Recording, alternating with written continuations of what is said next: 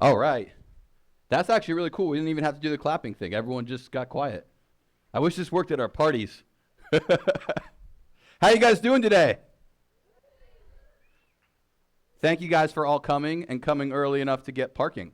I can't wait to get back and see all the text messages of everyone that's like, I don't know where to park, that didn't read the instructions that told them where to park if there wasn't parking. So for those of you that are here that probably didn't have this problem but might have it in a future month, parking's across the street if you run out of space. At Peach Valley Cafe, there's also street parking in the front, and the Papa John's will say yes if you want to park there too. So most of these places across the street will take the parking. There were a lot less teachers here today, but there were still teachers. So we're going to try to work on that, and hopefully we'll scare the teachers off one of these months, and there'll be a lot more parking here. So how many of you guys have ever been to a session of MasterclassCFL or Masterclass Orlando before? Raise your hand and say, oh yeah. If this is your first time, raise your hand really high and say, I'm new. I know no one wants to yell that, so it's cool. I just wanted to see if it would work. So if you're new here, welcome.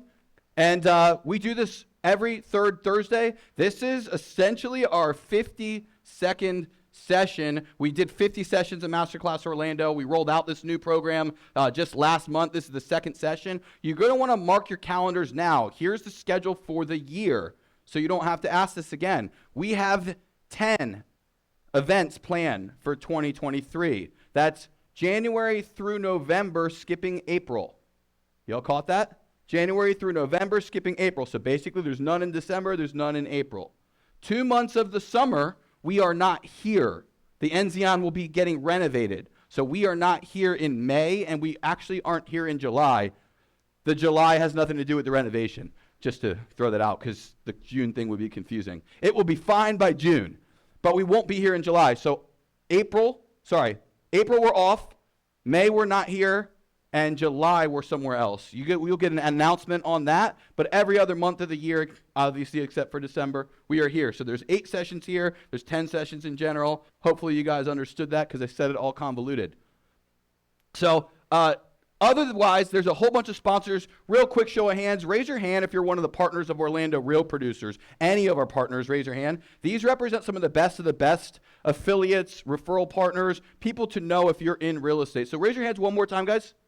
These people are all referred by top 500 agents, and they support Orlando Real Producers on a multi-year contract. So they're people that are serious about building real relationships with you guys, and they've been vetted and referred by other agents who sell a ton and are usually on this stage. So you're going to want to meet those people. If you meet anyone here that does anything other than real estate, they are not here by accident. They didn't bring bagels or donuts. They're legit. They're already vetted. They're supporting this thing, and you want to work with them. Cool?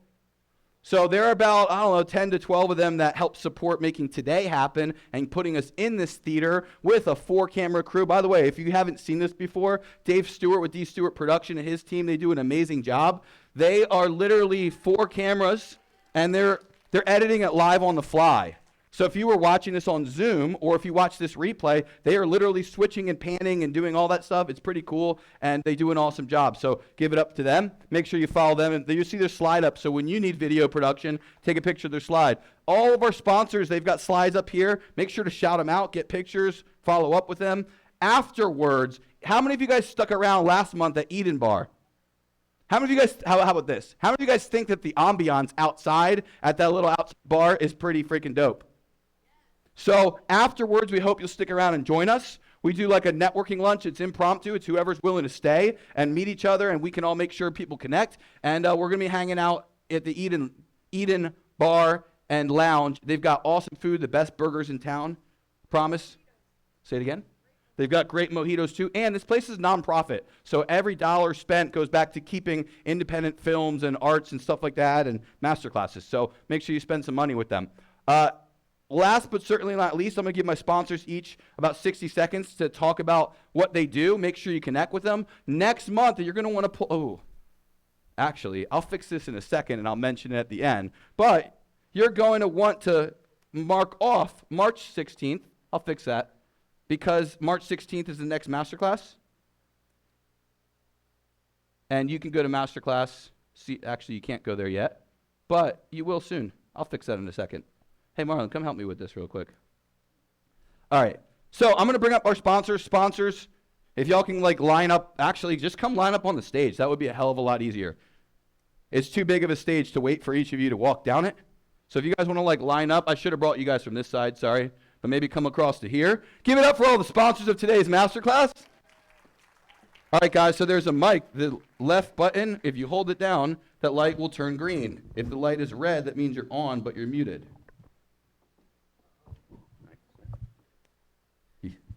You're going to hit, no, you're on. Hit it once. When you hit that again, you'll be unmuted. Let's start with Steve Bell. Y'all give it up for Steve Bell with Harding Bell International. Nope. Hold that left button. Yeah. Here we go. I struggle with the technology stuff, but hey, we have a great CPA team. We are a full-service CPA firm. We specialize in work with you guys, those of you that actually do business and do work. We are, of course, we work with real estate agents, property managers, entrepreneurs, small business, really any kind of tax, accounting, bookkeeping, setting up structures. But I think what sets us apart is two things. One is that we are in this space. We are also responsive. And the second thing is that we are willing to go almost to jail for you. Okay, we will take things to the gray level. So if you're almost going to go to jail, we'll almost go to jail with you. So, but we're here to support. Yes, exactly. We're here to support you. We love being a part of Real Producers. Happy to connect with you, especially if you need help with your tax, accounting, bookkeeping. You're not happy with who you're with. We want you to be with someone good, whether it be us or someone else. So, thanks for being here. Love it. Ready to do time with you, Steve? Yeah, I think I just found a new CPA. My name's David. I'm the owner of Reliant Home Offer. We're a local real estate investment company here in Central Florida. We specialize in fix and flip and creative finance. Last month in January, we purchased 6 houses, and we're looking to keep that buying up. So if you guys have the ugly houses, maybe you have people facing foreclosure, things like that, we have creative solutions that can help any seller. Like I said, we've worked with many of you guys in the past here in this room, and we're looking forward to meeting with more of you guys and working with more of you guys. So if you can follow me on Instagram, David Buckles. We're pretty responsive. You can see a lot of what we're doing. And like I said, we bought 6 houses, and we're looking to buy 6 more. So hopefully we can do some work with you guys.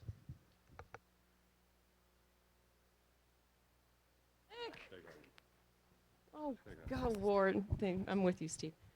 Hey, y'all. I am Shay Walker. I am a branding photographer with my company, Shay Walker Photo. Hey. It's my Vibe crew. I created something called the Vibe Session, which is my branding photo shoot. What we're doing on this shoot is not just the shoot itself. I'm guiding you in posing, in intention, and being authentic, and just having a good-ass time. But you're also able to know what to do with those images after, because we're talking it over, and it's really collaborative.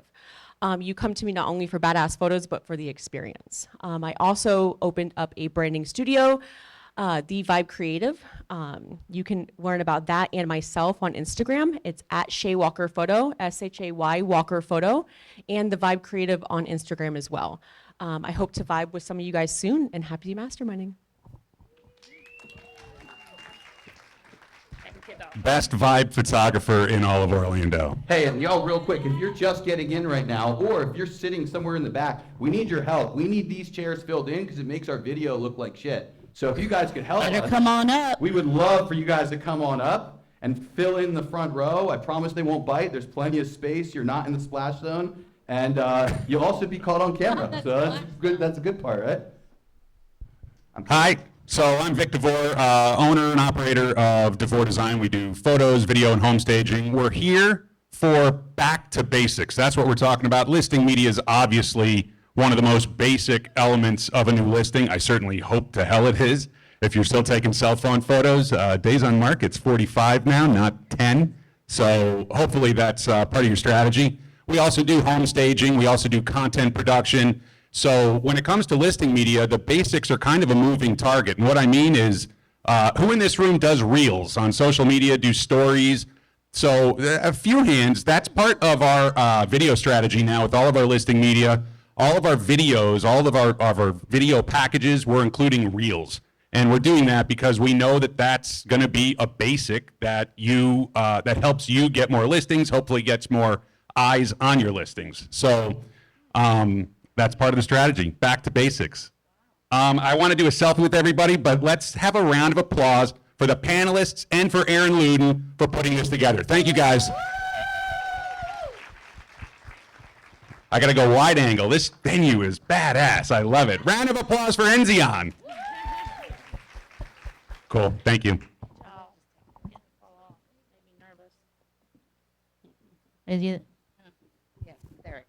Okay, I'm not as interesting as he is because I do insurance. So my name is Monica, and I'm with Assured Partners Insurance.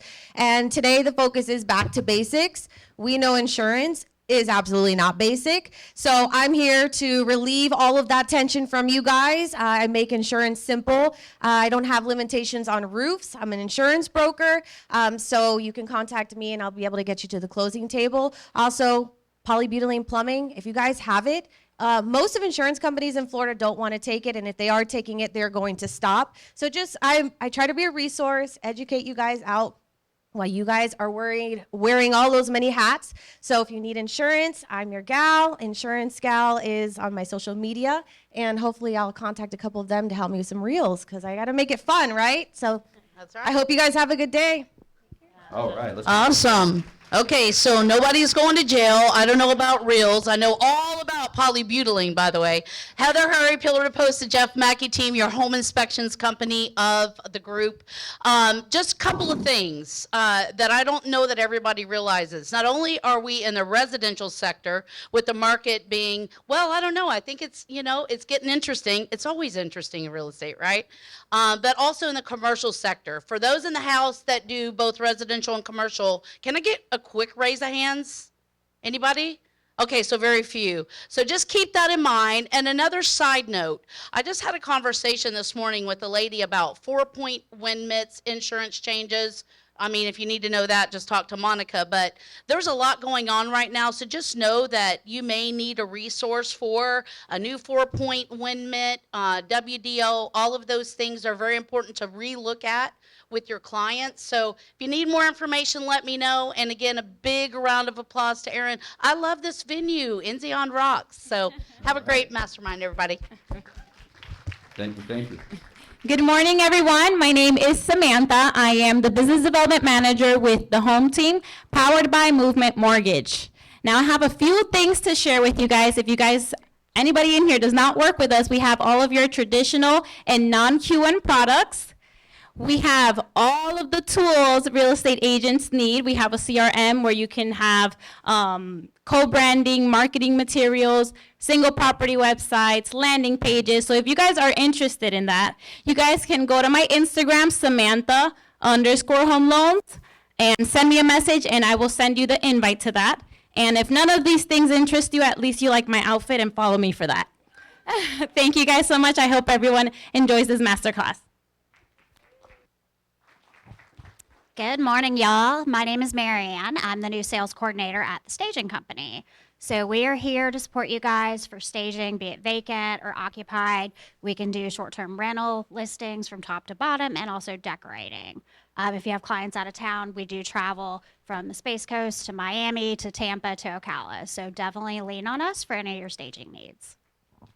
Love it. All right. I think that's everybody, and if there's anyone missing, we'll give them a 1, 2, 3 clap. And oh, I know one of them that's missing. Let's give a 1, 2, 3 clap for the team with title Genius. 1, 2, 3. And if there's someone else that pops up, I'll do it later. So, quick housekeeping note, and then we're good to start. You want to pull out your cell phones really fast. Pull out your phones right now. I promise you it's worth it. All of you probably have a phone in your pocket. Pull out your phone right now. If you go to MasterclassCFL.com, you should pull up next month's session. It's called Winter is Here, How to Keep Warm in a Cooling Market. And we're going to have TJ Cosgrove, George Philbeck, Barbara Vance, 3 people that are just legends in Central Florida real estate. They're going to be speaking about what you need to be doing. And Dustin Owen's going to be helping moderate as well. You're going to want to grab a ticket because the first 75 spots are free, and then they're $10 a piece. So there's more than 75 of you in this room. So if you end up paying for a ticket, or if you're on Zoom and you're watching this and you end up paying for a ticket, it's your fault. So Zoom is still $10 because that goes to Dave Stewart's team. Let's give it up for DStewartProductions one more time. That just goes to keep providing the virtual thing, because let's be honest, we all want everyone here. So those of you that are watching from home, we do this for you, but really, we don't really care that you're watching from home, so help us contribute to Dave Stewart Productions. It's kind of how it works. Everyone else, your $10 goes to charity. And the charity of the month this month is Bobby's Bandits, which helps people with diabetes. Bobby's son is actually the reason that they founded that charity, and I figured why not pick that charity this month and try to raise them some money. I'm guessing that we probably raised over $1,000 so far. And you'll see that the Apex group with guaranteed rate donated $250 to the charity of the month, and that'll come up plus all the ticket sales. So let's get this thing started. You guys ready to learn from the panelists? If you are, make some noise. All right, let's kick this off. First up, we've got Justin Core. Justin Core has been married for 12 years. His wife, they got 3 kids. He's the broker owner of Core Group Real Estate, and you can follow in on this first chair, Justin. He's been a top 50 agent for the last, it says 3 to 4 years, but I'm going to give him a 6 or 7 years at least. Yeah, no, he's, as long as we've ranked them, he's been in the top 50 agents in Greater Orlando, and we've done it for, so come to this side if you can. And his passion for life is growing young agents into productive, well-rounded agents. He sold $65 million last year. His company did over $100 million. Let's give it up for Justin Core. With Core Group Real Estate. I should make sure I add that little part. Bobby, where do I start with this bio? You know what? I don't. I'm going to start with Michelle's bio. Just to do this in order, you know? Michele Moon's a longtime agent of Weimer Group Realty, an indie brokerage in Orlando, Florida, obsessed with culture and serving their customers at the highest level. In 2022, the brokerage did $377 million in business. Could I get it that's hot? Bunch of y'all like that. The rest of y'all, go sell it next year. Michele closed $12.5 million, serving 29 families. She's married to her favorite pilot, Ed, with whom she shares 3 sons and 4 grandchildren. In her spare time, she loves to fly with her husband and enjoys their aviation hobby. Former trainer. I remember running into her because she was a trainer, training everyone for the Senior Residential Institute. Is that what it's Senior Real Estate Institute, training people how to work well with seniors. She's an expert on that as well. Let's give it up for Michele Moon.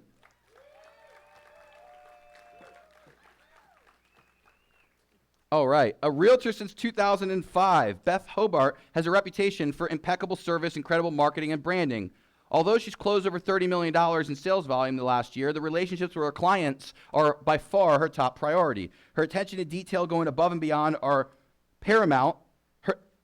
Her clients are more than just another transaction. They are continuously becoming lifelong friends. Over the course of her career, she's ranked her sales year after year as a top-ranking realtor in Central Florida. She's been the #1 selling agent at Mainframe for multiple years in a row. She's been in the top, I would say, 25 agents or so when we rank since 2016, and at least top 50, just like Justin. And she's passionate about our community. She served on the board for Orlando City Soccer Foundation, Downtown Orlando Partnership, Florida Executive Woman in the City of Orlando's Historic Preservation Board. She's a part of the Leadership Orlando's Class 90. She's volunteered with Quest Inc. since 2001, and she's also completed the New York City, Chicago, oh, I lost this, and Marine. I'm guessing it's a marathon, right? I don't know where the rest of it went. Sorry. Oh, I got it. And Marine Corps and Disney marathons, as well as countless half marathons and 5Ks. Although the line's been blurred between work and home, she lives, eats, and breathes real estate, and her downtime includes spending time with her friends, her family, her husband Jim, their fur babies, Tommy, Fiona, and Agnes McHaggis, leaving the world a little bit better than she found it, all while drinking copious amounts of coffee. Let's give it up for Beth Hobart. I had to read that part. Bobby's a Marine Corps veteran with over 19 years of combined award-winning experience in real estate and mortgage. And he's a 4-time EXP Icon agent. Beth, do you want this? Speaking of the coffee. Okay, I'll put it here. He's a RE/MAX Hall of Fame, a Platinum Club winner. He's in the top 1% of agents locally. He's always in the top 500 since 2016, probably the top 100. I shouldn't just say 500, probably the top 100 since 2016. He's been in all sorts of publications, and that's probably, I mean, he's got all sorts of designations. He's got the entire alphabet. Let's give it up for Bobby Baldor.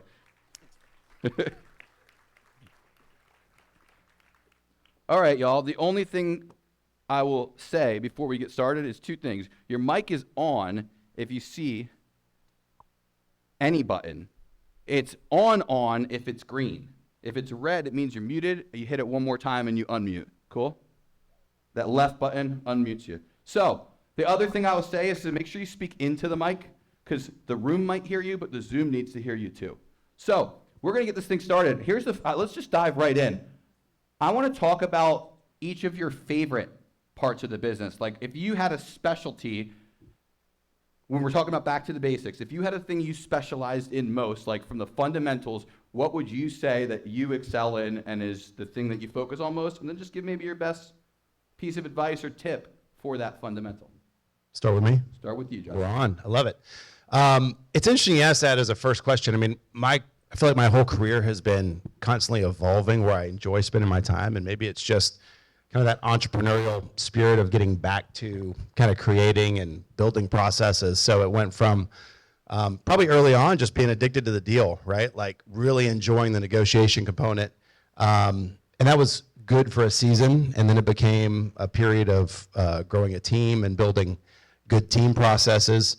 And now I'm really enjoying how do I even scale that more and really just grow our agent base and grow the people around me, where it's not all about me anymore. You know, it's really trying to look outside of that and grow people. So where I feel like I excel is probably just in building processes. I like repeatable processes that are sustainable, that I can create predictable results from. So when you're talking about building people, let's just say you're building someone new in the business. What's the number one thing you're teaching them to focus on and make sure they have fundamentally? What's the first skill set they need to know? Well, we're two-part. We're learning how to go get business, how to build the database, how to who is a potential addition to your database, how do you work them, how do you build relationship, how do you go deep with relationship to encourage a predictable lead flow. I mean, everything boils down to our relationships and being able to expect having a predictable outcome from how many leads could I expect from where I'm spending my time. Once you have that, we can teach the real estate. The real estate component is, writing contracts. It's fun. It's very teachable. I think the difference in those who really excel in this business and those that don't is a inordinate amount of time spent on building, a productive database. Love it. Michele, how about you? What's your favorite fundamental? And I think how we asked it, but go ahead. Yeah, that's great. And you've taken a lot of those things. I would say my basic focus is and has always been on building true and sustainable relationships. Now that gets harder the more that your business grows and the more people that you have impact on. So of course we have to have a lot of systems and things in place that help us to keep up with those, and then of course leveraging. But that has still remained to be my favorite part of the real estate business is the relationships. We have a true gift. Each one of you has something to share with the people that you are honored to get to serve. And if you remember that and keep that as your mindset, that will make a big difference. And I don't know, have any of you guys had a difficult customer that maybe you see their name that comes across the phone and you're like, ugh? Because even though I love to build relationships, there's some that I'm happy the relationship might be a little bit shorter. However, I always remind myself before I pick up that phone to make sure I'm smiling, making sure I am trying to hear from their perspective and making sure that response helps them to move forward, because that's our job. Even though I want to keep a relationship and I want people to like me or be their friend, I also have to remember my job is to make sure that I am helping them with this transaction. If it is selling their last home at the end of their life or buying their very first home, anywhere in between there, they have trusted me with their business. And so that's very, very important. And that is something that I've carried through my career all the way through. Love it. So you are speaking my language 100%. It's all about relationships for me. I mean, I feel like my team and I are practically spooning with people by the time we are closing. And honestly,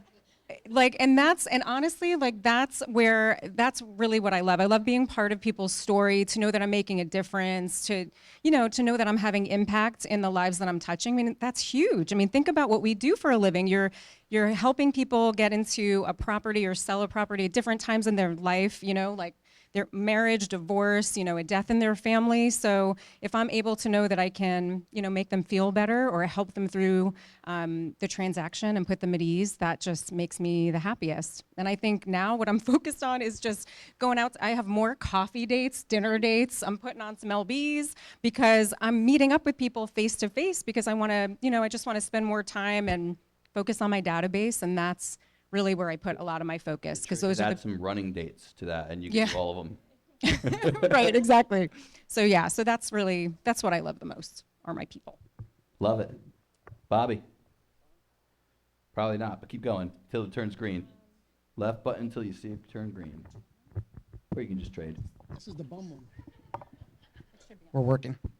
Well, one, I want to say everything they said is absolutely correct. And I think for Can me, you hold that a little closer? I think for me, it's been being a resource. I've always tried to be a resource for my clients, whether it's information about buying or selling, which we all should know, really understanding the market environment, the finances, being a resource for things that they might need, whether it's a CPA or a plumber. And throughout my career, I've found that many people reach out to me for the randomest things. And sometimes you're annoyed, right? Hey, do you have a painter? And that's a little annoying. But they didn't go to Google. They didn't go to Angie's List or some of these others. They called me, which means they trust my advice. They trust my recommendations. And I'm the first one that they think of when they're thinking about anything that involves their home. So being a resource for my clients, which has now transitioned into being a resource for other agents. And for many, many years, I was a single agent. And recently, I've spent time mentoring new agents and just recently established a team and being a resource for them, making sure that real estate is being done right, educating our buyers, educating our agents. And in this market, the Wild West of the last 2 years, I've realized many, many agents have no idea what they're doing, haven't learned how to spell real estate yet. And I like being there to say, hey, listen, let's slow down. Let's figure things out. Let's do it the right way. Being a resource for new agents, even agents on the other side of the deal. I call them up and, what is this trash you sent me? Let's talk about this. And helping them and figuring it out, because our goals are for our clients. And if I'm a resource for them and I'm a resource for my clients, my business has absolutely flourished from it. Clients, general public reach out to me, and other agents reach out to me. That's it. That's basics right there. I love it. Let's stay with you, Bobby, since you're on a roll. Turned it off. That's why I picked on you, by the way. I'm wondering, I want to know this is one of the top questions that I got when we asked what you guys wanted to learn. How are you preparing for the next 1 to 2 years of real estate, and what are you focused on? The next year is going to be tough. And what I mean by tough, it's going to be flat. So the way I'm preparing is by understanding, going back to my first answer, understanding the market so that I can educate my buyers and my sellers to make the most well-informed decisions that they can. Here's the thing, business is going to get tough, and I still want to produce the same amount, which means I have to take a bigger market share of a smaller market. To do that, I need to be better than my competition. I need my clients to trust in me. How am I preparing for the next year, 2 years? Is by educating myself, by being the best professional that I can be. There's a lot of fun in real estate, but it's not about happy hours and social media. It's, we all got this license that says you're not a layman, you're a professional. You're supposed to be a professional.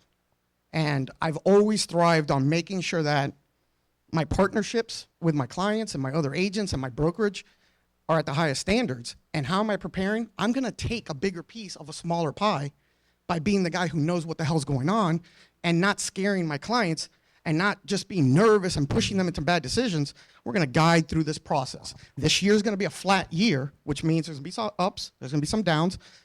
I don't know about next year yet, but I'm preparing by being the best professional that I can be, and those that work with me, I have their back. They're gonna be the best professionals as well, period. Love it. How about you, Beth? So I agree with what Bobby said, and I think the cream always rises to the top, right? Like, so the agents that I see that are still sitting in this room, and I've been selling real estate for 18 years, like when the market was down and up, all you have is your reputation, doing really good work, taking care of your clients. I mean, that will see you through, because people will know that you are the person that they want in their corner, when the market, fluctuates. So I feel like, to your point, like, just do your best all the time, make a difference with your clients, and really nurture all of those relationships. Like, my database is what I'm nurturing, and I'm having face-to-faces with people. I'm still doing my client appreciation every year. I want to be the person that they always call, and always stay in the loop with them. So that's, for me, the most that I'm doing. I agree with all of that, and I hope you all are hearing that same theme. But I want to touch on something that Beth said, and that's database. I feel like that is such an important thing, and I'm challenging you just to think right now, you don't have to raise your hand, but do you truly have a database that you're keeping track of everything about your customers?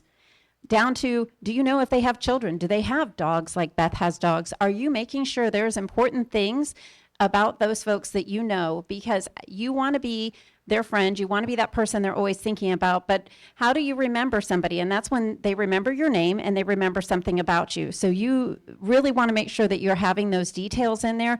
Go back and make sure you have their birthdays in there. Don't just send them a Facebook, message or Instagram message.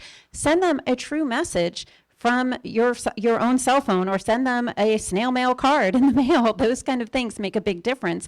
So building that database and building it deep is truly what is most important in this year, and surrounding yourself with other professionals so that you know what's going on in the market. You don't know what you don't know. All of us up here have been in the business for a while, and we are learning every single day, and we're surrounding ourselves with other professionals to challenge ourselves.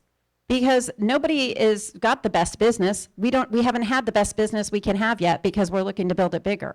And that's only going to happen if you put yourself around people that are growing and learning those next details. And then taking information about the market you're finding and putting some sort of positive twist on it, but not something that's fake. You want to make sure that you're always putting a positive message out there to your customers.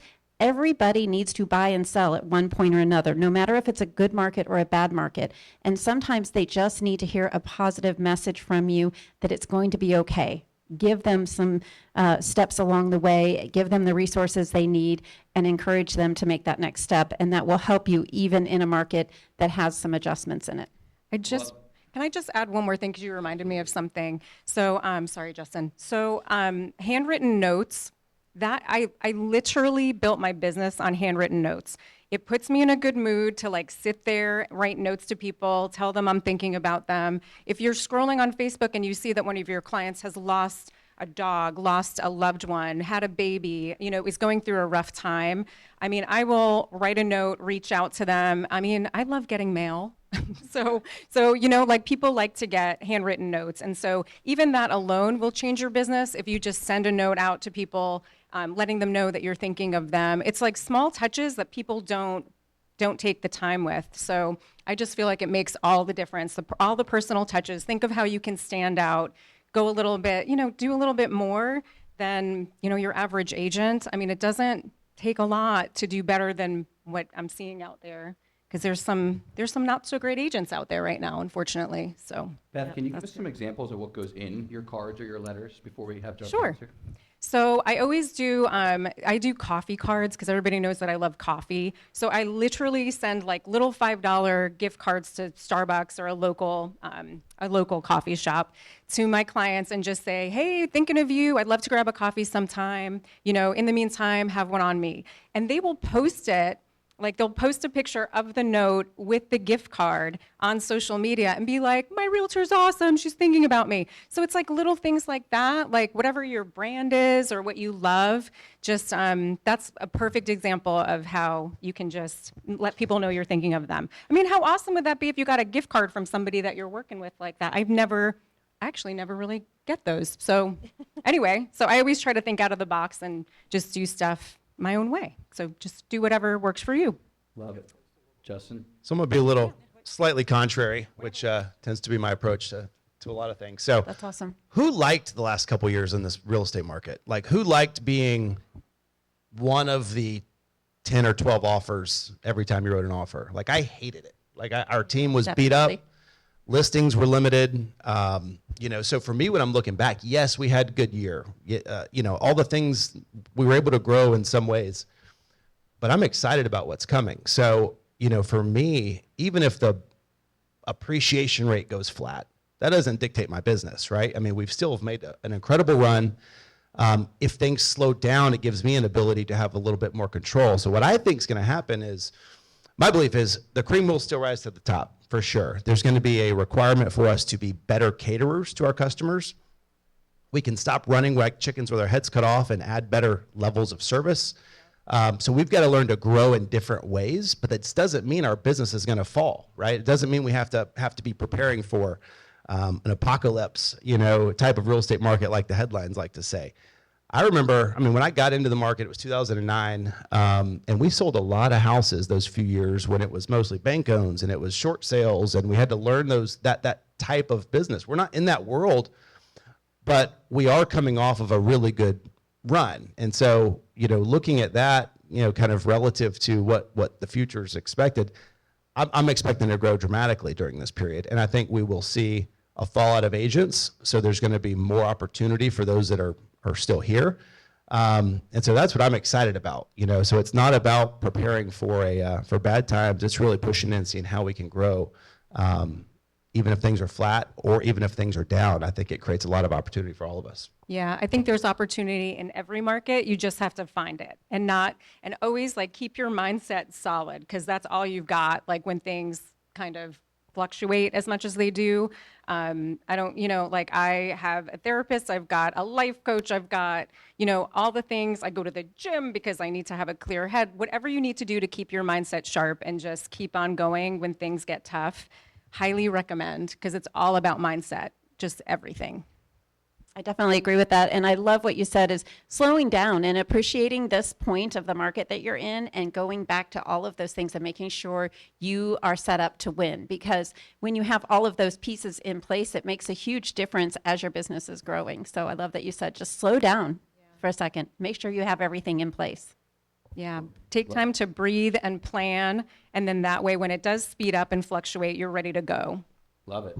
Let's say that I'm an agent who started in the business within the last few years.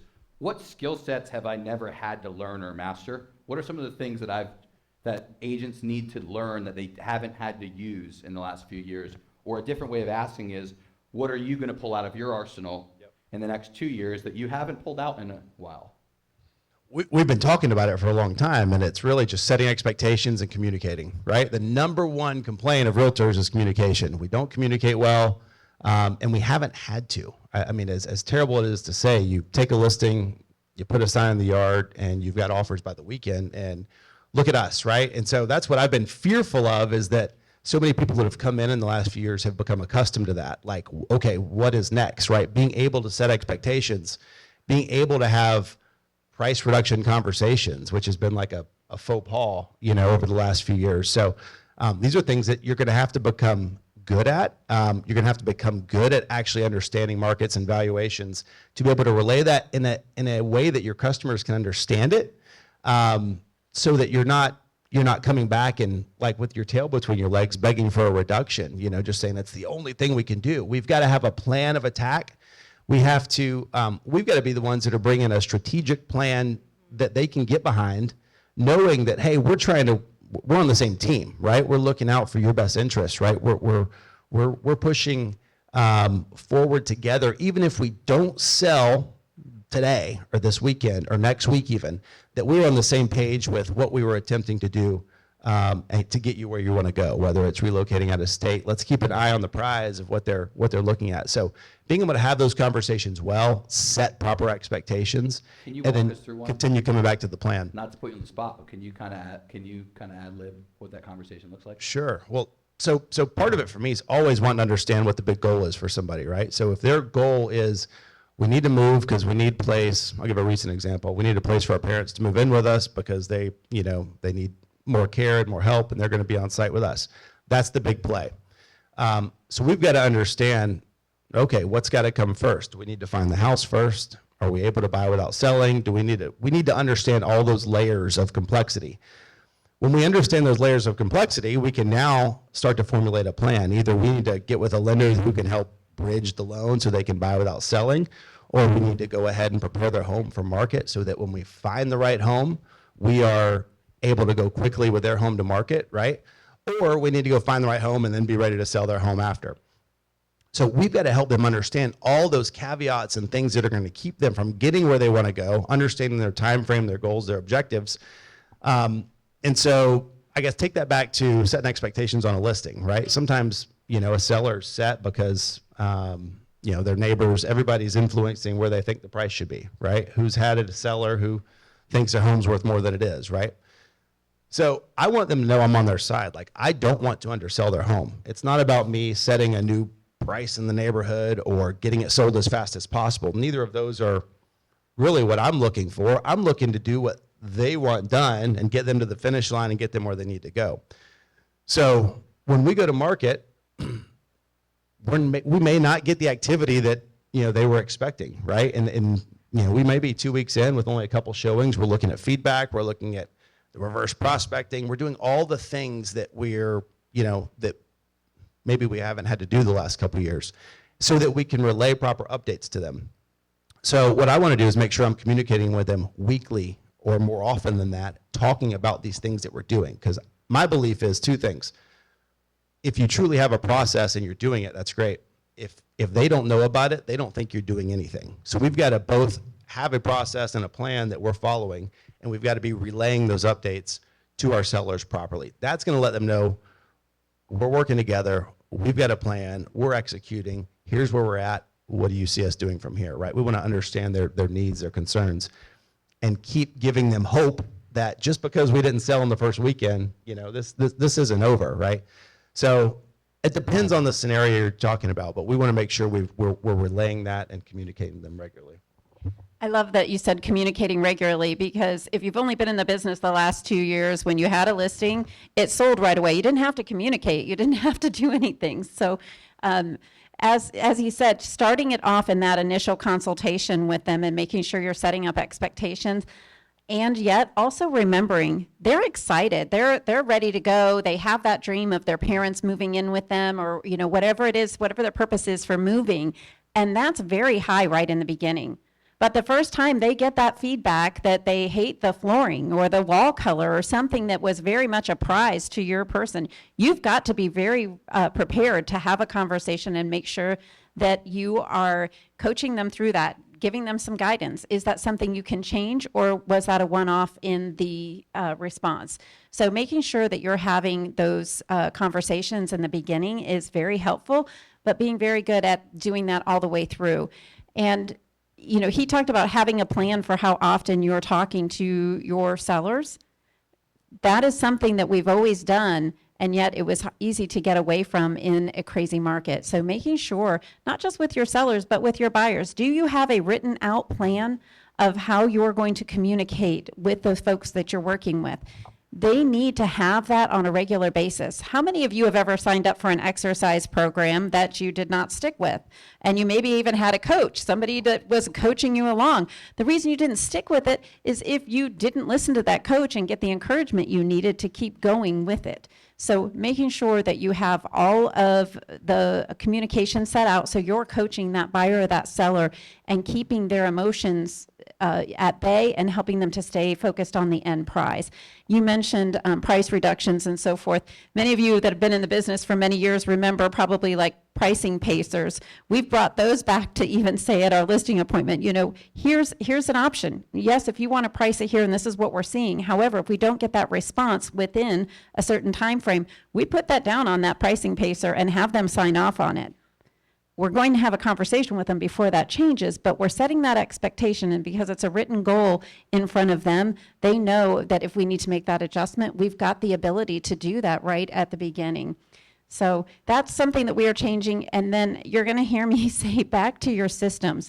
We've made sure that we have all of our systems in place to keep the communication going for the current people we're working with, but we're also looking at those people. Many of you we categorize our buyers as A, B, and C. Many of you probably have buyers that are out there that got afraid, or maybe they didn't get the multiple offers when they were going on last year, and those people are probably renting. So I'm going to challenge you, go back through your list of your C buyers that just kind of waited, they rented, they got afraid, and talk to them, see what you can find. One of the things that we do is when we find a great listing, maybe I'm talking to Beth and she tells me about something she has coming up, I might even send a note over to some people in my database and say, hey, I found out she's got this amazing 4-bedroom home right down by Lake Eola that's going on the market. And I'm thinking, who's that buyer? And I'm sending a message over to them.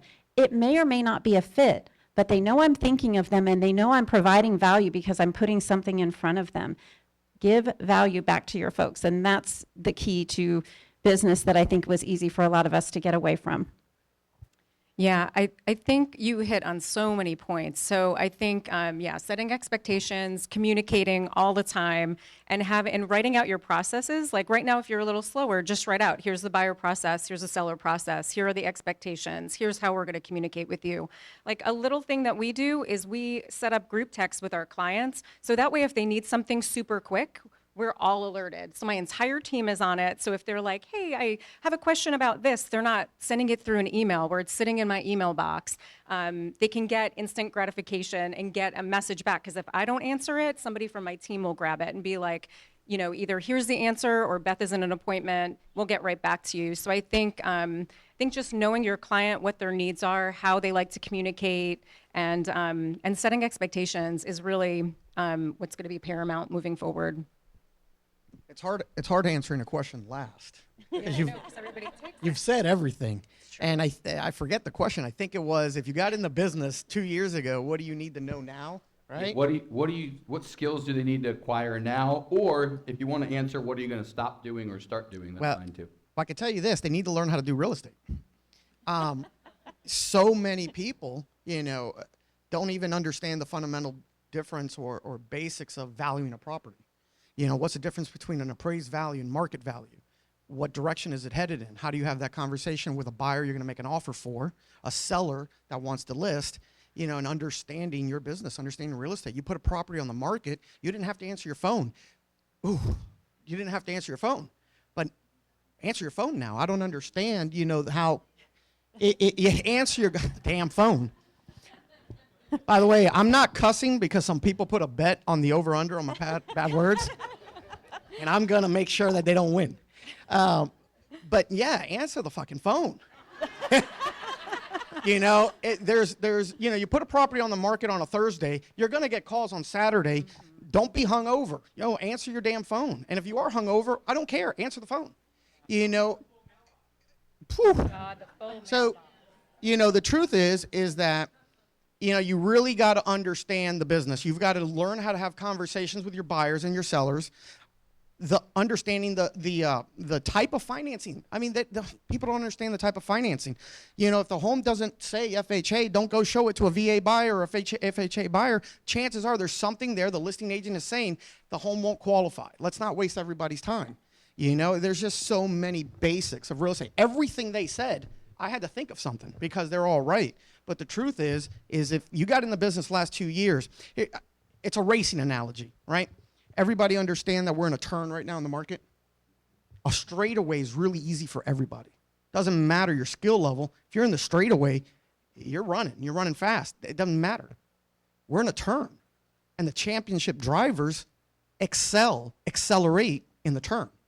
And we're in a turn right now. So you really want to know what what to do in the next coming years, accelerate in the turn. Learn the business and everything they said. Ooh, you just made me think of something. So with insurance being such an issue, you can be super valuable by knowing exactly what's going to trip you up on a transaction. I sell a ton of older houses, and between cloth wiring, poly B, aluminum wiring, like all those things, if you don't know, like if you're listing a home and you know that something is going on in that house, like head that off at the pass because it's not easy to get insurance for buyers right now. So things like that, like bring value and know the business, know how to, run your transactions, things that could trip you up, because that's going to be how you can really bring value and be an asset to your seller or your buyer, actually. And one more thing he hit on with answer your phone. Could you Yes. please give feedback? Oh When my we God, the ask for feedback on a listing, give us feedback. That's so important for our consumers. They want to hear it. Even if your buyer hated the property for one reason or another, that's great. Or if they even liked it and maybe you don't want to tell us you're going to maybe submit an offer, that's fine too, but give us some sort of feedback. Feedback's huge. Because right now, if you guys realize, listings are down, right? And it doesn't matter all the things you say and do. If we don't have homes to sell, we have nothing to sell. And what we need to do as professionals is ensure that we're helping our clients bring properties to market, and to get them to the finish line, we need feedback from the community. I said it a few seconds ago, right? A difference between appraised value and market value. Your feedback is providing that market value. It's providing that data that you don't realize until you go to market. And we need that. You need that. You want that so that when you go back to your sellers, they see it. They're like, okay, this is how the market is responding. And, you know, everybody's a guru on numbers called Zillow. Even realtors use Zillow for property values. But, you know, figuring out comps, having that conversation, and then 2 weeks, 3 weeks in, you've got real market data to come back to the table and say, let's have a conversation, like Justin was saying. And that's huge, providing feedback. We've got to help each other out in this community. One of the things, I'll kind of wrap this one up, but when I'm sitting down at a listing appointment, it's important to have a process that you could talk through and then reflect back to constantly throughout the transaction. So I talk location, condition, marketing, and price. And so I can't change the location. Conditions are one thing we're getting feedback on, right? So throughout the process, we can be talking about that, right? Not that we want to go and redo every house, but it is a component that affects their price. We're doing everything we can on the marketing side, right? If there's things we can change that throughout the process. And then ultimately, price is a factor, right? So price, I want to be my last component that I'm coming back asking for a reduction. We want to make sure we've covered all the other basics before we get there.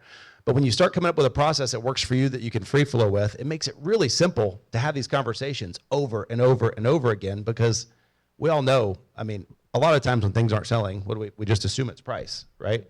But you got to go through a process of proving that to a seller before you're asking for the reduction, right? So come up with a way that works for you just to simply work through that productively. Love it. Hey, how many of you guys have learned something so far? Make some noise. You guys are on a roll. I got more questions, but real quick before I do, I need a favor from everybody. There's 30 more free tickets, 31 actually, at MasterclassCFL.com for next month's session. If you learned anything so far, you should grab your ticket now. There's only 31 more free tickets. Saying that one more time, MasterclassCFL.com. One other favor, we don't have a photographer today, even though DStewartProductions crew was doing all the live video. So I need a favor from everyone here. Can everybody take one photo of anything you want here? It could be the panelists, it could be you with others, it could be whatever, and one selfie. So 2 photos total, and just post them on social with the hashtag MasterclassCFL. That stands for Central Florida, for anyone confused by what I had someone say, keep going to MasterclassFL.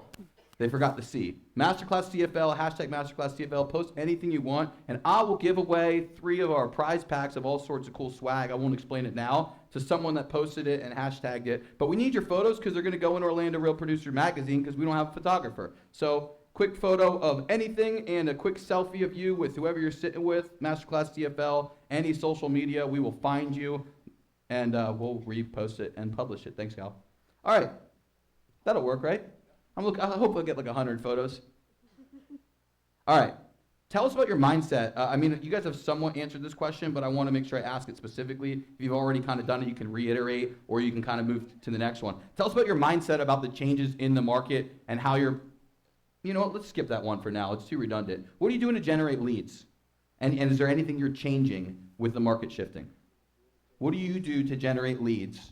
What do you focus on? To generate leads. Okay. You're changing? I thought we were talking about January leads. Generate leads. Got it. Generate leads. Sorry, I didn't enunciate. Very specific question. No, to generate leads. So a couple things. I mean, it's something we're always evaluating, right? I look at kind of different silos of leads and different kind of funnels. So you go from your online stuff to your database driven stuff. So for me, my whole focus is on having a small productive list. So a VIP list that I can spend time with. They're people I do life with.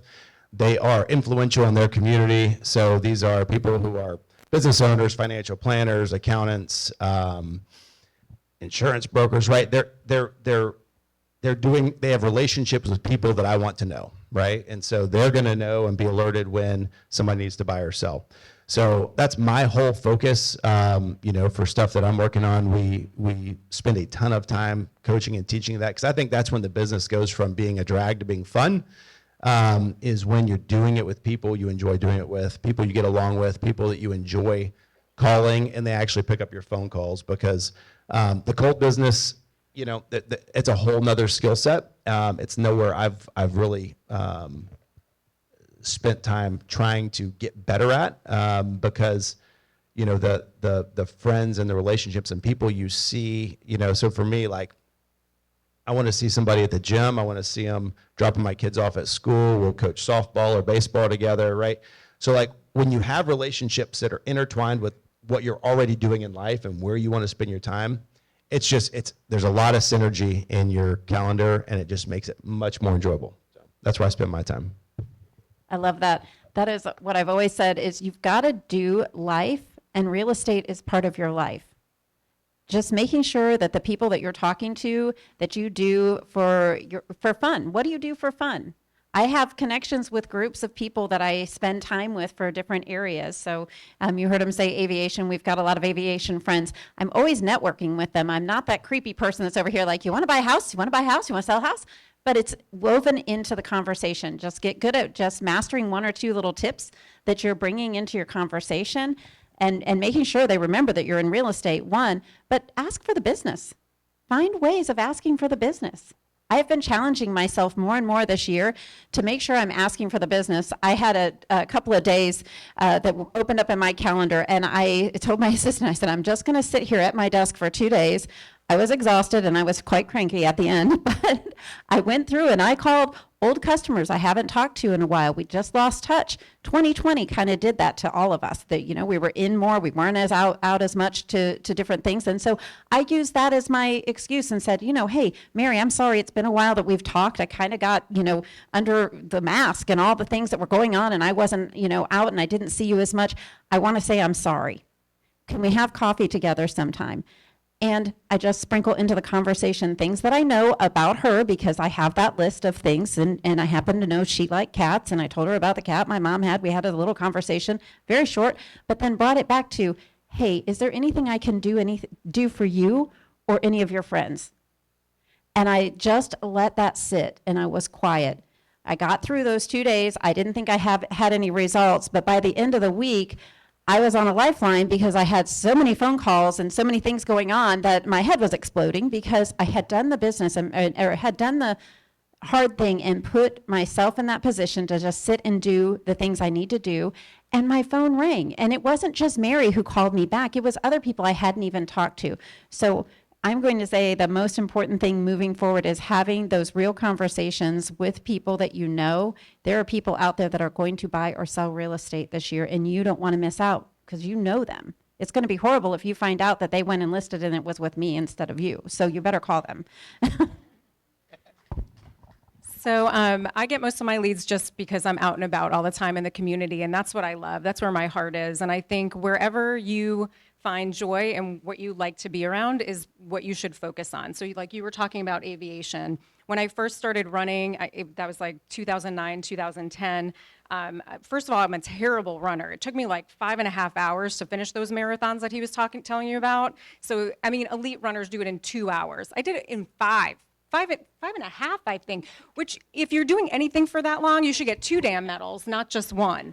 So it sucked. But what I loved about training with Track Shack was I was in the trenches with people at 5 a.m., 3 days a week, you know, all these miles. And when you are in the trenches with people like that, you really get to know people, and people trust you because they get to know you and, you know, and know what you're about. And I ended up selling like houses to everybody in that running group. And so that's just an example of, you know, how you can just plug yourself into a group of people. There's tons of meetup groups out there, whether you're a runner or a walker. I don't even run anymore because it's just not good for the hips anymore.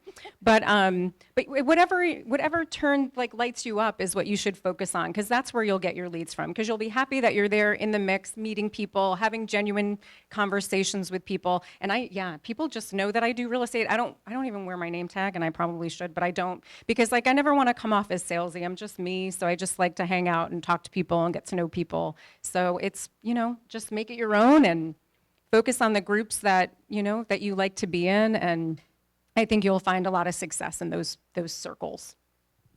There's 2 ways to look at lead gen. One is what everybody's taught when they first start.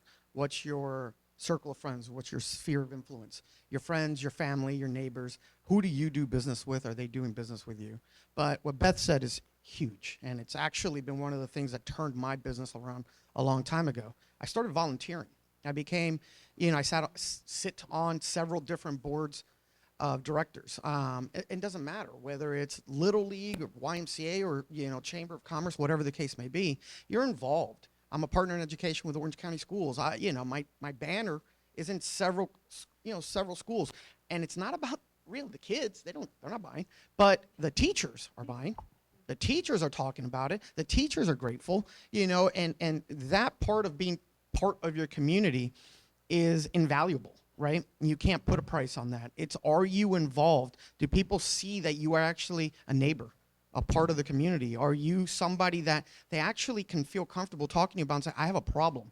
Many sales I've gotten, I was on a Little League field in cleats, and somebody came up to me after practice and said, hey, coach, can I talk to you about something in private? And it's a situation about their finances or their marriage or whatever it is, and it turns into cultivating a transaction, right? But you've got to be woven into the community. I will say that was making business really fun and easy over the last 2 years. I feel, and maybe they might disagree with this next part, over the next year or 2 years, that part's going to shrink. Your relationships aren't going to really feed you where you need to be if you want to maintain or excel in your previous year's production. I think, and I'm going to disagree with some panels from a couple months ago that said, tighten up your budgets. I completely disagree with that. I think you got to be smart about your budgets. You've got to look at your line items and say, where is there an ROI and where is there not? What am I wasting money on? What is the stupid app that I'm paying for? But when you sit down and you do a good assessment, a line item assessment of your finances, and you come up to a number, I'm gonna tell you, let's say that number's $200. That $200 is not gonna bail you out if the shit hits the fan. But you know what that $200 might do? Turn it into a marketing plan. Put it somewhere else, because that one sale might bail you out of something. I'm a big believer. If you're in trouble, something's going wrong, sell another fucking house. Your wife's mad at you, sell a house. It's just going to help you. So I believe that if you're managing your business, your relationships, you really are somebody who genuinely cares. You give good answers. You're there for them. That's great. That's your database. And you always need to do that. As you start getting 10 years, 15 years, 20 years in the business, that database is great. Because there's times where it's like, well, shit, I had a few closings from friends. And those are good. They already trust you. I could tell them. I don't need to come in with a presentation. If I say do this, they're like, yeah, okay, done. But that's not what the next year or two are going to be. You have to now be an educator. You have to be good. And you have to be a marketer. Take the real estate hat off. The real estate hat is good for knowing how to write a contract, knowing how to explain, real estate. But you want to capture and convert leads. You have to be a marketer. You have to understand a marketing plan. And broke money, scared money, ain't going to make you money. You've got to be able to invest in your business. Put your money out there, make it work for you. Because like I said, you start saving a couple $100, the shit hits the fan, that's not going to save you. But if you put your money into a plan and you're out there advertising and generating leads and then always evaluating, where's my ROI? Is this one working? If it's not, move it. Just move it. Be ready to go. Because that next sale, that might save your ass. Yeah. As one of my mentors always says, you have to expand when people contract. A lot of people, they all want to contract and pull back, and it's like they're literally giving up space for you to expand into. And if everyone's contracting, it means someone can go seize that opportunity, and it could be you. The other thought I had, what? I'm just jumping to the next question. Let's just keep this thing going, because y'all are on a roll. I don't want to talk about your business models, actually. That's probably going to say. Let's talk about your schedule. What areas do you time block? What's most important? What are your routines? How do you effectively manage your time? Yes, all of it's time blocked. Start to finish. I I kind of joke, like wherever my calendar says to go, I show up, and that's kind of how it works. So there's got to be time accounted for preparing for those appointments. There's got to be time, to really look back and audit our calendars. But yeah, I time block from a morning routine of getting up, exercise or stretch or whatever I'm doing, making breakfast, doing, setting the coffee pot. All of it is accounted for.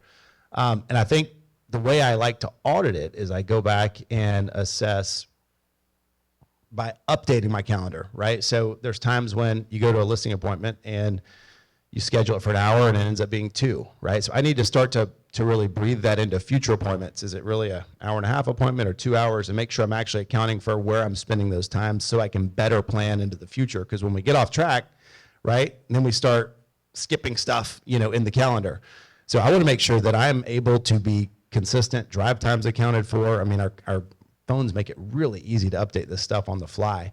So not only am I held accountable to it, but my team knows where I am, my assistant knows where I am, and knows when they can call me, knows when we can get on the phone to catch up on issues. This has been a evolution over 10 years of trying to get dialed in on this, right? The goal is that I'm spending, 50, 60% of my time in green time, which is prospecting, talking to my clients, spending time building the business and prospecting. Because that's where, that's where the money's made, right? So kind of going back to what Bobby was saying, my objective is not only to look at where the ROI is, but double down on all the things that are cheap ROI. So the amount of time I'm on the phone, that's a cheap, no cost to make twice the calls this week, right?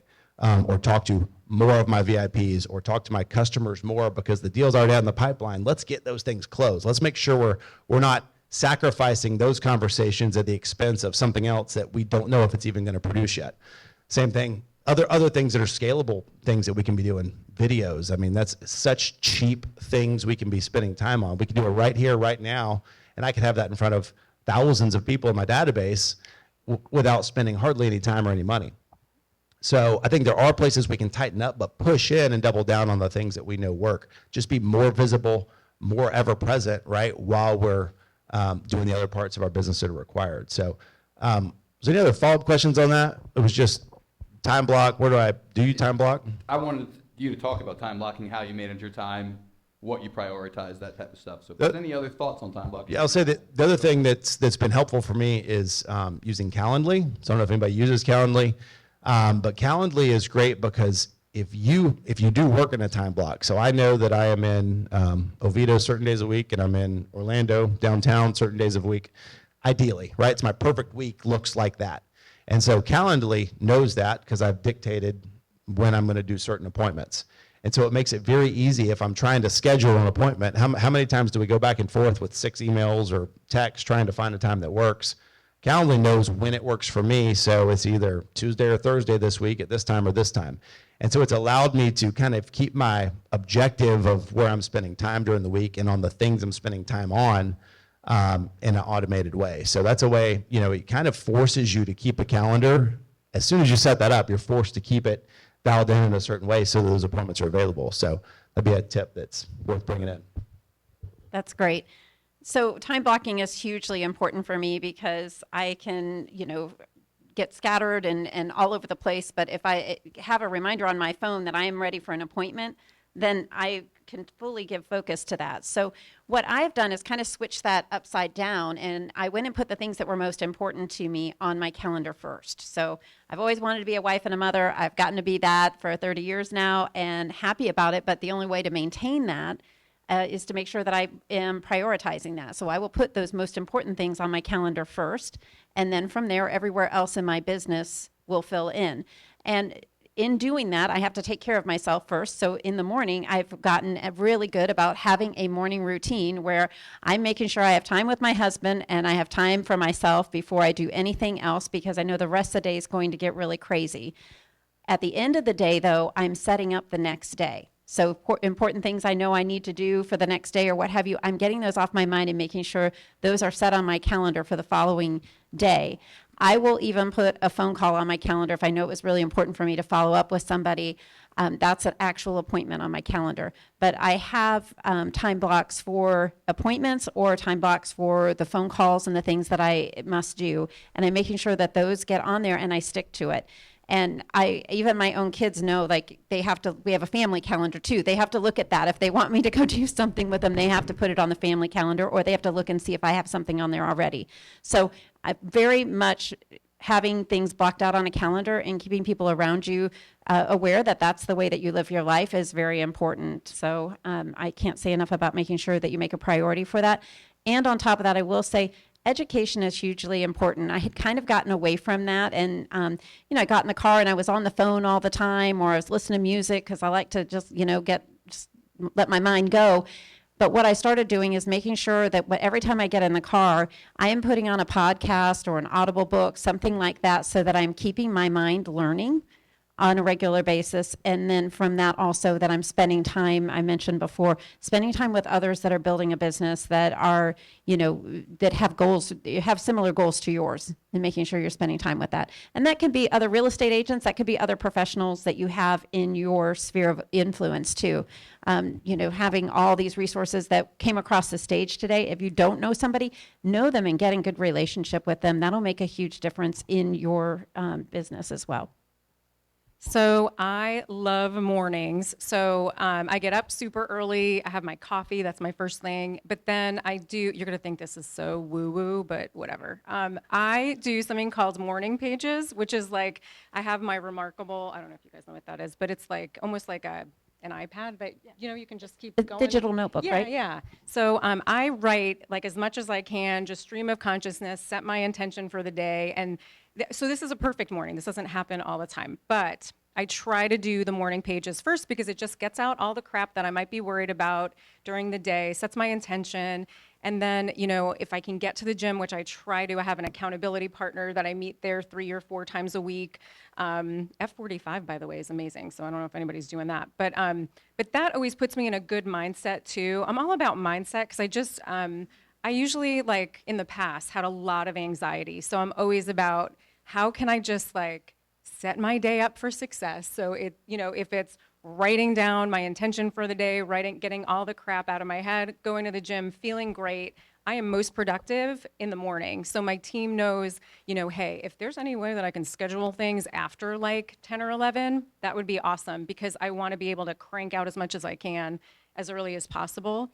And I think, Justin, you said you were talking about when you take listings and things could go a little bit longer. I've also added buffers to the end of all of my appointments. So I used to always do boom, boom, boom, 1,000 things all in one day. And then I'd be like, I don't know why I'm so anxiety ridden. Well, it's because I didn't have a friggin' minute to breathe, that I'm coming in hot to every situation, and then you can't really be yourself because you're just going too fast. And then people think you're rushing through their appointment with them. So I just always want to be like, how can I show up and, have people receive me in a good way? I want you to meet me and be like, she's kind and she's thoughtful and she's lovely. And I don't want you to be like, holy crap, she just came at me like a spider monkey and I don't even know what the hell happened, but now she's gone. I don't want to be received that way. So I think it's just being intentional about your day. Adding buffers to the end of your appointment, maybe adding an hour, just so that way you can recharge, take some calls, relax, go get a latte, and then go to your next appointment. So I think it's just creating space and just creating the life that you want and the day that you want, because you have more control over that than you realize. Can I add something to that? Sure. Along with the buffers for your personal time, I recommend that people use a 4 to 5 minute, even if it's only 4 or 5 minutes buffer before and after each appointment, and commit to a number of contacts. See, what most people do is they'll go out and they'll set their schedule and they'll do 3 or 4 appointments in a day and feel like they had a pretty productive day. But what they could do is for 3 to 4 minutes before they walk into that coffee shop or wherever they're going, is pull their phone out. I like to use Facebook Messenger because it's easy. And you hit the little microphone button and you're like, hey, Jenny, just wanted to shoot you this quick message to check in and talk about this, or this. I wanted to see if you have time to link up or grab coffee. Would love to catch up. Yada, let me know your schedule. Boom, you hit send. And then I'm like, hey, Juliana, just wanted to check in and say this, and this.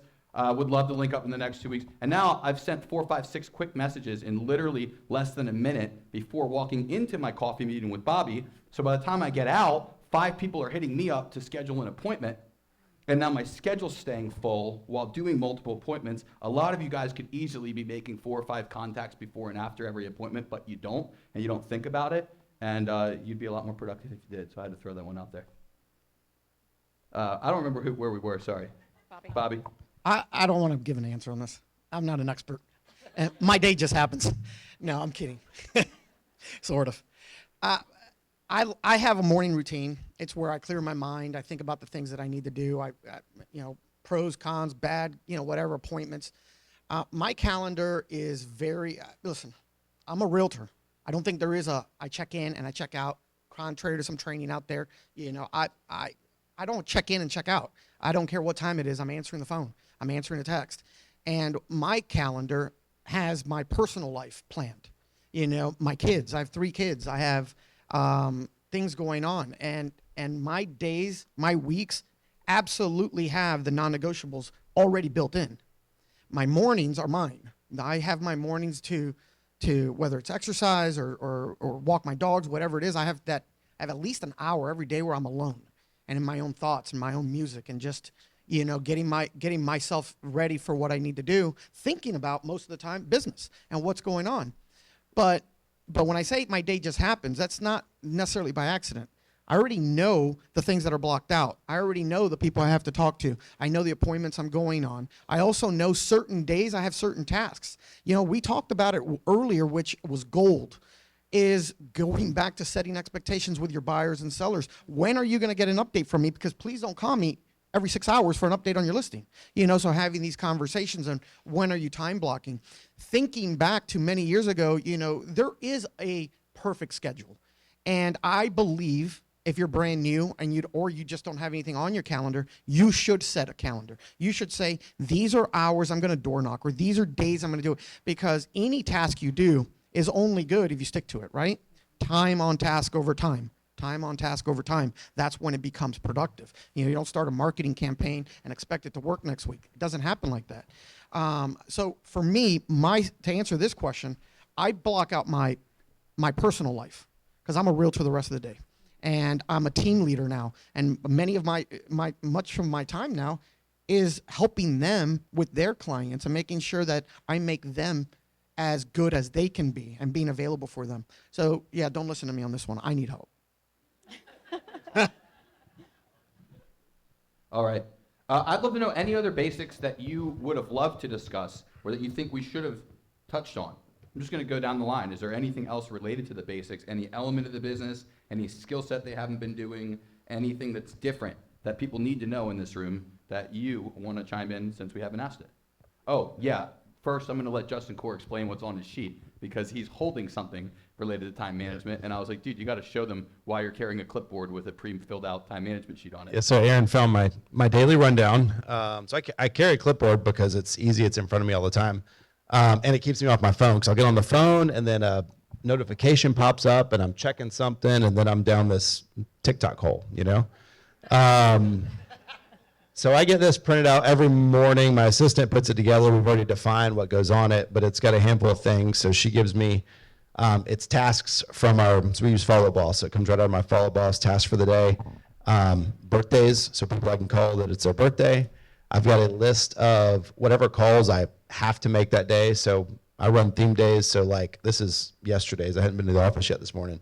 What are your theme days so they know? So Monday, VIP day, Tuesday, current client calls, Wednesday, lead day, Thursday, past clients, and then Friday's new business, trying to find some new relationships or builders, or could be a lot of things in that bucket. So this is lead calls. So I've got them all in front of me, which is great because some of them are people my team are chasing. Some of them are people I need to be in touch with. So I can at least have them in front when I've got a free moment, kind of like everyone's saying. Sometimes it's 5 minutes. It's like, hey, let me see if I can get one of these in. I do have a time block on the calendar for whatever the theme day calls are. So yesterday it was 11 to 12 was lead day calls. So the goal was to spend an hour to get through what's on this page.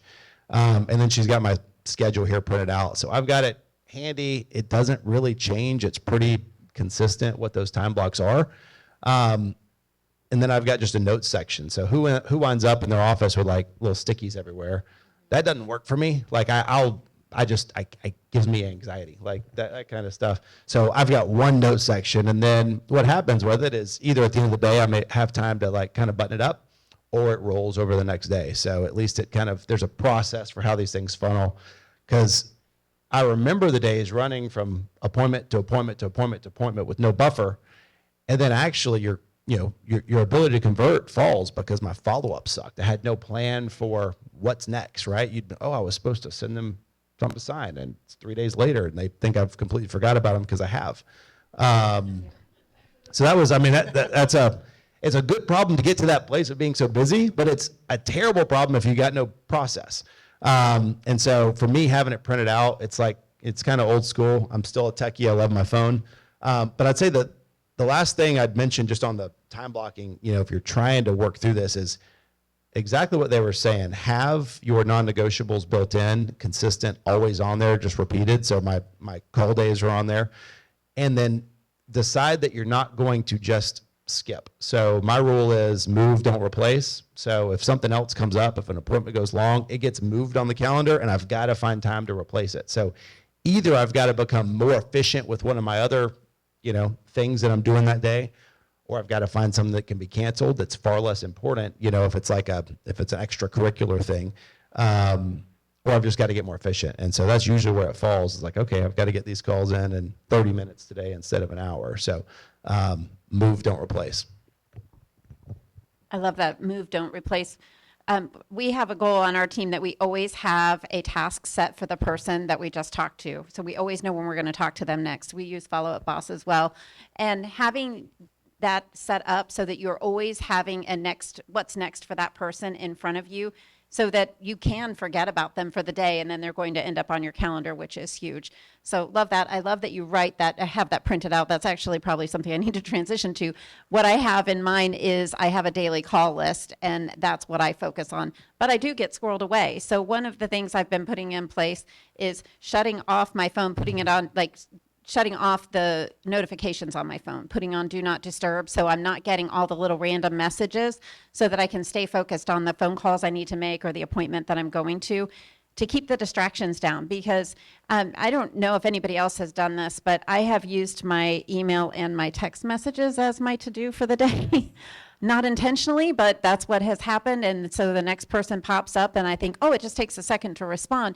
And then I've responded to a lot of things and felt like I've really been busy for that, half hour or hour. And I've gotten distracted in too many different directions. So just being very intentional about the things that you're doing. That was my word for this year, is intentional about the time that I'm spending and where I'm spending it, and making sure that I'm staying focused on that. So and the other thing that I feel like we touched on as far as the people we're meeting, the things we're changing, the things we're doing, if you've got listings out there, go do open houses, do multiple open houses. Use that time to meet a new person, but also use that as time to make sure. Aaron, are we interrupting you? So, but using that time while you're at an open house to meet new people, but also use that for intentional time to call around and get to know people. And so you're limited by your own mindset, and you're limited by your own beliefs. So if you believe you're going to be busy and you're going to be productive, that's great. So be productive over busy, and making sure you're staying intentional on that, I think, is most important. Oh my gosh, I love what you guys already said. So now I'm trying to figure out how I could add to this. But I loved what Justin said about being intentional about the people that you love, and setting things that are non-negotiables that are in your calendar with your family, loved ones. Take the vacation. That's what we work for, to make the money so we can go and live our lives, not to just work all the time. So make sure you're taking the time for yourself. What else was I going to say? You triggered. I forgot the question. Just anything that we wanted to add. Ask something. They just kept answering the time management one. Oh, what was the question? It was One, but y'all have all answered it. There was something else about what to do. yeah. Next question, please. Oh, you asked us about what we didn't add that we wanted to add. Yeah, go for it. So. Oh, okay. So there's a little stupid thing that I just started doing, but it really has been working because I'm a little bit ADD. So if you just set a timer, put your phone down and say, okay, for the next 30 minutes, I'm going to focus on emails. It's so weird, but doing just that, where I can just section it off to setting a timer, getting the work done, and then moving on to the next task, it saves me from multitasking and thinking that I'm getting things done, when really all I'm doing is spinning my wheels, doing little bits here and there, and not being effective. So that's my little takeaway. Hopefully that helps somebody. Love it. Real quick, we got two sponsors I got to give the 1, 2, 3 clap to because they weren't able to be here. Can we get a 1, 2, 3 clap? Old Republic Home Protections at their national conference. So Jeff Velez and Cameron Foster. 1, 2, 3. And then we'll give it, even though he's in the room, Zach Blesnick's in the back with Home First Lending. They've supported us every single session of Masterclass Orlando. Let's give them a 1, 2, 3. All right. Bobby, did you want to add on that one? Yeah, just there's been so much great information out here, and all I would say is real estate is not as easy as they make it look on Bravo TV. And if you want to excel, and this is a career, this is who you are, not what you do, I would tell you that there's two things that you really got to master, and you got to work on it. And it's at all stages of your career. I'm constantly learning and evolving, and I even have a coach. I could tell you this: you've got to learn real estate. You've got to learn multiple things of real estate, right? You've got to learn the legalities. You've got to learn, stay up to code. You've got to learn how to talk about contracts, negotiate the entire process of the real estate from start to finish, from cold call to closing, right? Then you also got to understand the market. Just because you know a contract doesn't mean you understand the market if you're not educating yourself. What's happening? The market today is not the market of second quarter of last year. There was a major shift in the third quarter. How does it affect buyers? How does it affect the sellers? Forget about national news. Don't listen to the fake news. What's going on locally? What's going on right here? Do you understand that? And that education process is priceless. So understanding how to be a realtor, understanding the market that you're in and how that affects your own personal business. How do you adjust your business? And how do you have that conversation with either your agents, other agents, buyers or sellers? And that big piece of it is not easy. It's constantly evolving, constantly shifting, and you to stay at the top and stay one step ahead, you've got to stay one step ahead with your education, your knowledge, the market. The other side of it is you've got to be a great marketer. We are in a business that is all about capturing and converting leads. And if you spend, I'm going to give you an example. I tell people all the time, if you spend all your time learning, but you don't put any of it into practice, it's like walking with one leg and you're just doing this, right? Same thing if you're spending a lot of money in marketing, but you don't know what you're talking about, you don't know what you're doing, and you don't convert, you don't follow up, and you're just doing this, right? You've got to be able to learn and convert and walk. And that's how you move forward. And this entire session, going back to basics, is you've got to take a step with both feet. Be a realtor, be a marketer, and do it ethically. And answer your fucking phone. Love it. Let's give the panelists a round of applause if you've learned something so far today. Hey, panelists, can you just jump up and let him get a photo of you guys real quick? Can we just hop up? Marley, come get a good shot of these panelists. Do one with just them.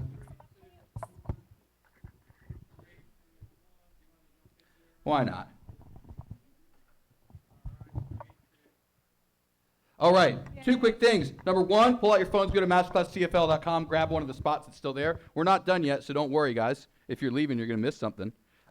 Number two is you're going to want to join us at Eden Bar for some food. Should we go through 10 traits of high performers, or should I save it to next month? What do y'all think? Y'all want to hear the list?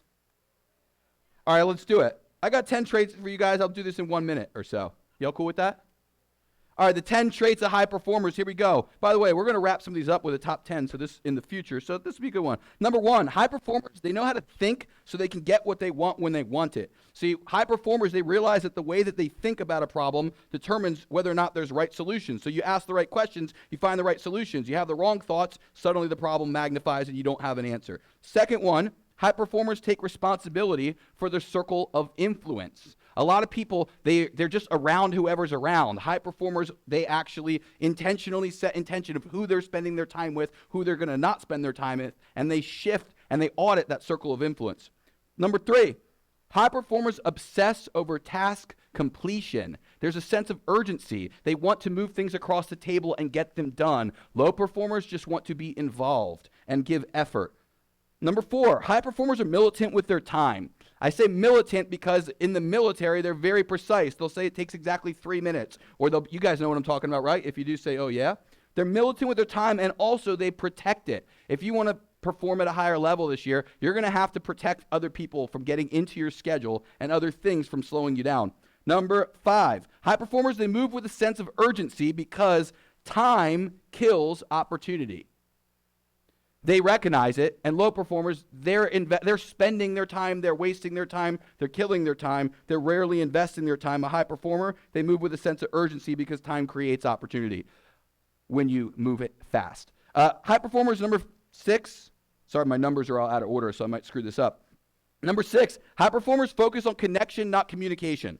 They recognize that the current conversation is the relationship. The last one's kind of irrelevant. So whatever your last communication is with your client, with your team, with your family, with your spouse, with your children. That is the relationship, and taking responsibility for the connection that's felt in the conversation, not just I said the right words they should have understood. Anyone follow me? If you are, say, oh yeah. Number 6, high performers lead with questions, not answers, because they don't solve problems, they teach.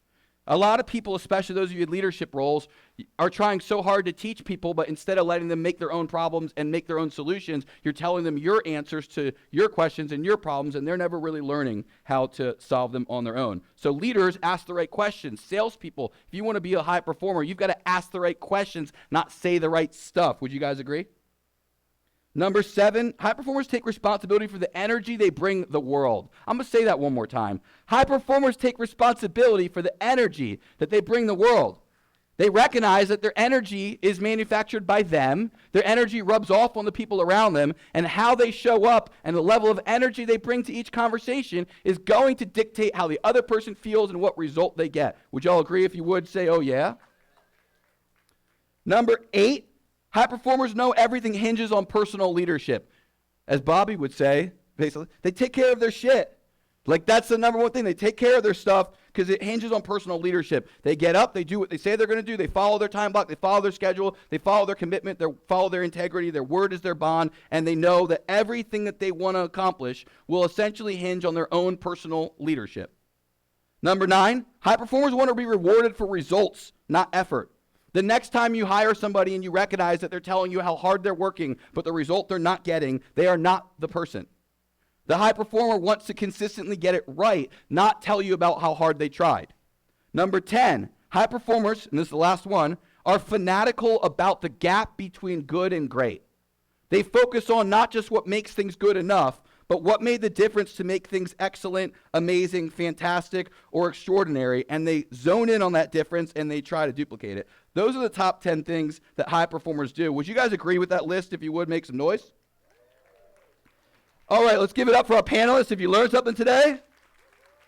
Next month is March 16th, MasterclassCFL.com. Join us in Eden Lounge and Eden Bar. And by the way, if you haven't already, make sure you get a photo, make sure you get a selfie, hashtag MasterclassCFL.com. Take photos with your favorite friends here because we're going to put them in the magazine and we need your help. Thank you guys, and I'll see you guys next month. Thank you.